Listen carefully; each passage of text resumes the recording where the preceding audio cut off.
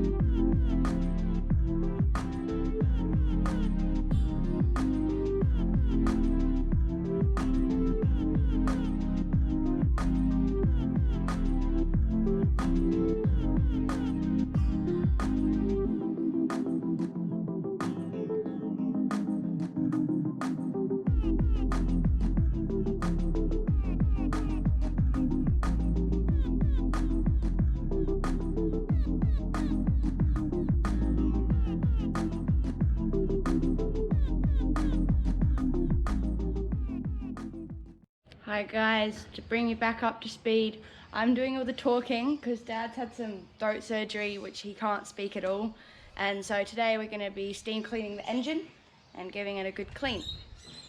So let's get started. Well, when she said that I'd had some throat surgery, the truth of the matter is, guys, I've had a fair bit done to my throat. Nothing major, just some issues, just some man issues. So that means there'll be less talking from me on this episode, unfortunately. So I'll just quickly point you out, the engine is actually quite dirty.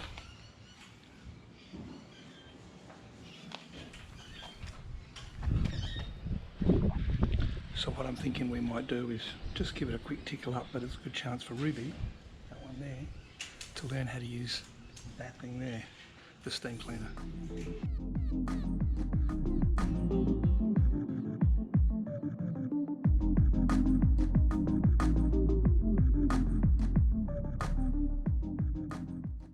Dad, I'm happy with how this came out. It's so much cleaner than it was before. Yeah, so much dirt has just come off. It's great.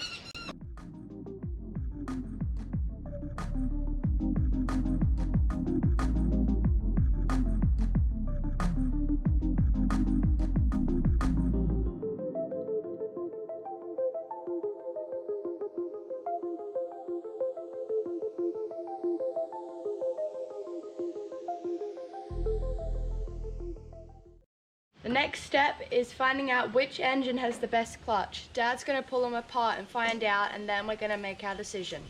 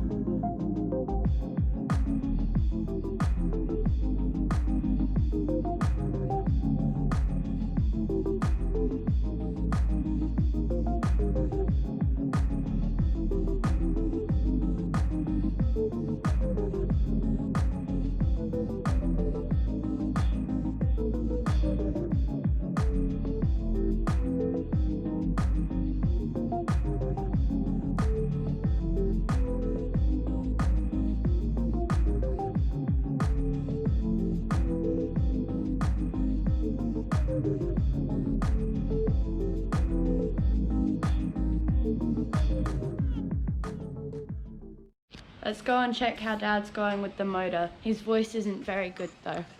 How you going, Dad? Yeah, doing all right, Roots. Sorry, but my voice is not going all that good at the moment.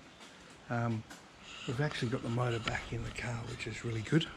and you can sort of see I've still got a few other bits and pieces and jobs to do. So even though my voice is not all that good, I'm getting there slowly but surely. Let's just keep going.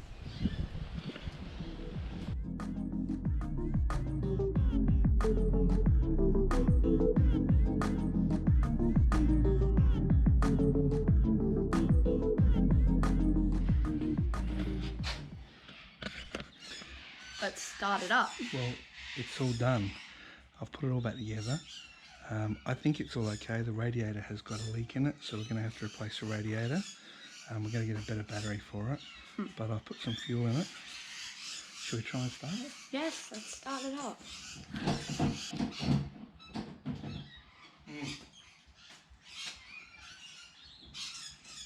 Fingers crossed.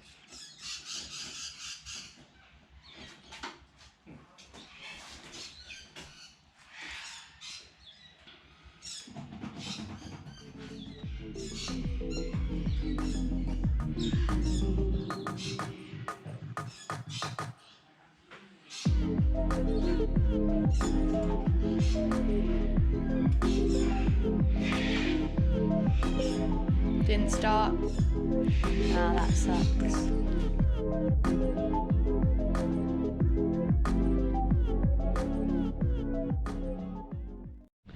So where are we up to, Dad? Well, Ruby, it's a couple of weeks after we first started this, and I didn't really have a voice because I had a bit of surgery going on, didn't I? Yeah. But the voice has come back and we're back into it. And the good news is, as you can see, the motor's back in, which is cool. Now what we have to do is we have to replace this radiator because the radiator's actually got a bit of a hole on it. And I've got another radiator, and at the same time we're going to put a fan shroud. All right, but let me take this over here and show you what else we've got going on as well. We still have that problem there. Look at that. What do you think of that? What do you think of that? It's a mess. It's an absolute mess, isn't it? Well, the problem stems from the fact that we've got a switch down here, this one here, right? But we don't actually know where that one goes. And Rubes, when you don't know where it goes and you try and turn this thing over, it'll turn over, but it won't actually start. So I'm trying to find somebody who can tell me what that switch actually is. And with any luck, if we can do that, well, what will end up happening is we'll then be able to actually start this thing and see if it's all good, which I think it is. So I think today, should we just put the radiator in? Do the radiator? Want to give me a hand with that? Sure. Let's do the radiator.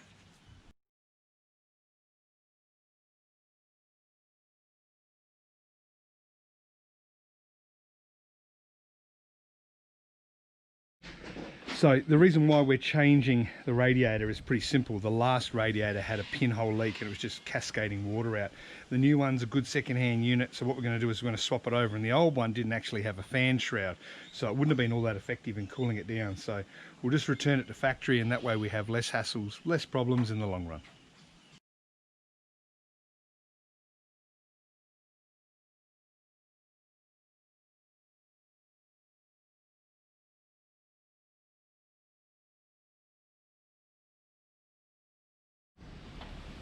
Alright guys, so if you need something to put fluid into the radiator, the best thing to use is something like this, which is just a soft drink bottle. Simple as that. Sits on top of the radiator nice and easy, but all you need is a pair of scissors, and a pair of scissors is pretty easy to just cut into the bottle. You zing around the bottle like so. Recycle the bit you don't need. Actually, if you don't want to recycle it, this is really good for putting nuts and bolts and bits and pieces in, so that's always sort of handy to sit there. That can sit on there, and you can pour your coolant in. Boom.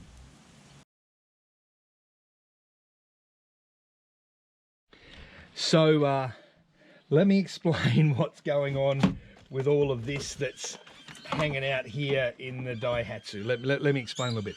What happened was we replaced the steering column, as you know, and the transponder key wasn't being registered by the ECU. So that's all cool. I went back to the car that I got the column from, got the ECU, put it in. Now, the car went from not starting at all to then turning over, the fuel pump starting up, you can hear that, but it just wouldn't fire, it's not firing. I went back to that car at the wrecking yard to have a look at the mystery plug, and if you can see all the way down here, the mystery plug. There's the mystery plug. I didn't actually know what that plug plugged into, and I thought to myself, maybe that's the reason why. It had something to do with the way the car run. when I got back to have a look at the one in the car yard, the mystery plug's not plugged into anything at all, nothing at all. So that leads me to believe that cars and engines run on air, spark, and fuel. And he runs on one of those three things. Now I know this engine runs. I've heard this engine that we've just put in here run. So what I'm going to do is I'm going to go back to basics now. I'm going to put all this mess back into the Terios, get it all back together, and then I'm going to systematically work through the spark first to see if it's got spark at the spark plugs, and then I'm going to see if it's got fuel and coming through the fuel injectors. And I'm hoping that if I go through those items, I should be able to find a pretty easy fix, because these are not very complicated cars, late 90s cars, a pretty easy fix to getting this thing done. So let's get this interior back together and then we can keep moving forward.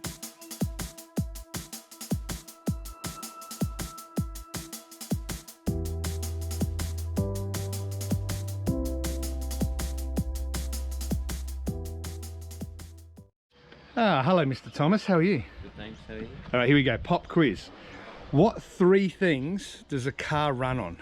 Fuel, spark, and air. Oh, very smart. You've been learning. So we know we've got lots of air because we're breathing it. Now we need to know if we're finding that we've got lots of spark. So let's just put that in there and put that right on that spark plug. Have we got that? We can see that? All right, let's kick it over and you tell me if you see spark. You ready? All right. Set? Okay. Right. A little bit, but not heaps. Not a big spark, but enough. So what we now know is that we have got spark, we have got air, but what are we missing? Fuel. You're pretty smart, aren't you? Yeah. Hey, buddy, we actually have fuel here at the fuel line, which is outstanding news. Yep. Because that means that we may have had the fuel line, because there's two. There's a fuel line and a return line. We may have had them around the wrong way. And so it might have been pushing fuel pressure up on the back of the fuel regulator and not into the fuel line. Yep. Did you follow that? Yep. Okay, awesome. So I'm just going to quickly go and swap them around. And with any luck, we can start it. All right, TJ, so we've done the fuel line, okay, we've rerouted that, and so the return line and the power line, I've swapped those over. I've put everything back on. Shall we give it a shot? Yep. I think we should. Ah, look who's here. Ruby. You want to try and start it up? Sure. All right, we've never, ever started this thing. So jump in, okay? Now you're going to prime the fuel pump, so just jump in. Don't worry about putting your foot on the accelerator or anything like that. So put your foot on the key, don't turn it all the way over, just turn it till the lights on the dash come on. It's called the accessories. Hear the fuel pump? Yeah. Right, that's one. Go back again. Go back again. All right, that's primed it. All right, so fingers crossed. Fingers crossed. Let's see how we go. All right, hit it. Oh! Yes! Ruby! Yes! How good's that, Tom? Good. Holy crap. It runs, Ruby. Your car runs. How good's that? Finally. Wow. Oh, that is outstanding. That's outstanding. Sorry, I'm probably a little bit more excited on what they are because that's another motor in the car and it hasn't run for God knows how long. So, woo! All right. So I'm going to have a crack at trying to move it. And this car hasn't moved under its own power for, I'd say, at least a couple of years. Now remember, we got this for Ruby as a project car, so I'm pretty excited to say the least. Here we go. Fingers crossed.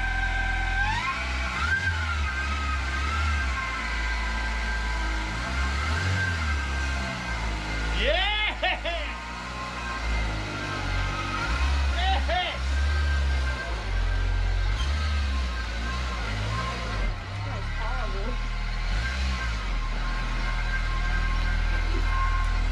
I'm sorry, but that deserves a massive woohoo! Well, I'll tell you what, Tom, I'm pretty stoked to say the least. You know, this Daihatsu came to me, it was an absolute mess, had no engine, it was just horrible. Chucked in another motor. We fought the demons with the transponder keys and EFI and all that sort of stuff. It's really the first time we've ever done that in the O2 garage. Normally we're all about carburetors and distributors. But we got there in the end with this one. It is running. and I think there's no better way to finish the episode than right here with success.